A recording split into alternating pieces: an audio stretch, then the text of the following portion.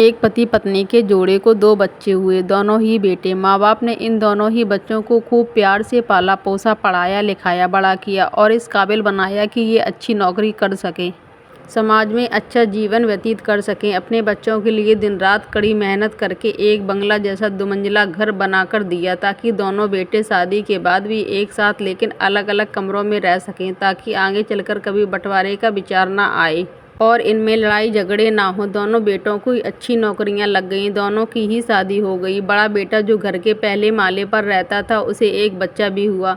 पोते का मुंह देखकर दादा दादी बहुत खुश हुए। सब ठीक चल रहा था, लेकिन थोड़े ही दिनों बाद बूढ़े पति की मौत हो गई। जब तक पति जिंदा था, दोनों बेटे और बहू माँ का सम्मान किया करते थे।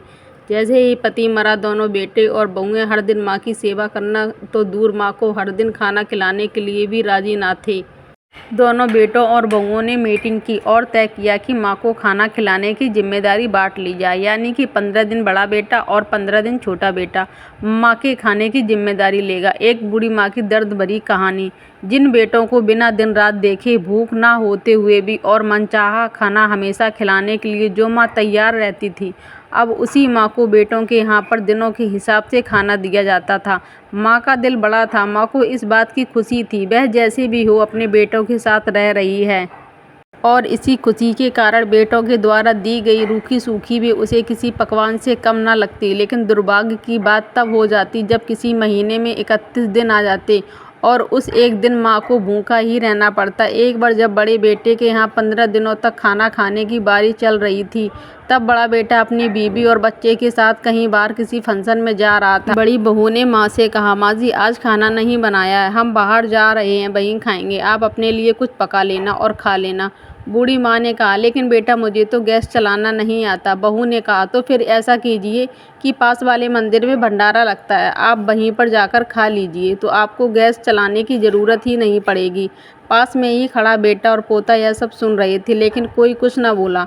बूढ़ी माँ को भूखा ही छोड़ बेटा और बहू फंक्शन में निकल गए। माँ को थोड़ा दुख तो हुआ, लेकिन फिर अपने आप को यह सोचकर मना लिया, ठीक ही तो है, कभी कभी बहू को भी घर के काम से आराम मिलना चाहिए और भगवान का भंडारा खाने का सौभाग्य किस्मत वालों को ही तो मिलता है। माँ खुशी खुशी मंदिर में जाकर भंडारा खा आई। कुछ दिन ऐसे ही बीत गए। एक दिन बड़े बेटे की छुट्टी थी। बेटा, बहू और उनका बच्चा अपने घर में साथ में समय बिता रहे थे। माँ बाप छोटे बच्चे को पूछ रहे थे कि वे बड़ा होकर क्या बनना चाहता है और क्या करना चाहता है। छोटे बच्चे ने बड़े ही सरल भाव से माँ बाप को उत्तर देते हुए कहा, मैं बड़े होकर वकील बनना चाहता है। उसकी इच्छा इस घर से भी बड़ा एक घर लेने की है, लेकिन वह घर मंदिर के पास होना चाहिए। माँ बाप ने पूछा, घर के पास मंदिर क्यों होना चाहिए? तब बच्चा माँ बाप से कहता है, घर के पास मंदिर इसलिए होना चाहिए ताकि जब मैं बड़ा होकर किसी फंक्शन में बाहर जाऊं तो आप दोनों को ज़्यादा तकलीफ ना हो। मंदिर नज़दीक रहेगा तो आपको ज़्यादा दूर जाकर भंडारा नहीं खाना पड़ेगा। मासूम बच्चे का ऐसा जवाब सुनकर दोनों के पैरों तले से ज़मीन खिसक गई। उन्हें अपनी गलतियों का एहसास अब जाकर हुआ था, जो उनके 5 साल के बेटे ने पहले ही कर लिया था। दोस्तों, दुनिया के हर माँ बाप यह सोचकर अपने बच्चों को बड़ा करते हैं कि वह उनके बुढ़ापे की लाठी बनेंगे, ना कि वह लाठी बनकर उनके ही पीठ पर बरसेंगे। कर्म का चक्र निरंतर घूमता रहता है। दोस्तों, आज जो तुम दूसरों के साथ कर रहे हो, आगे चलकर तुम्हारे साथ भी वही होगा, यह तय है। इसलिए हमेशा याद रखो कि दूसरों के साथ वैसा ही बर्ताव करो जैसा तुम चाहते हो कि बाकी लोग तुम्हारे साथ करें।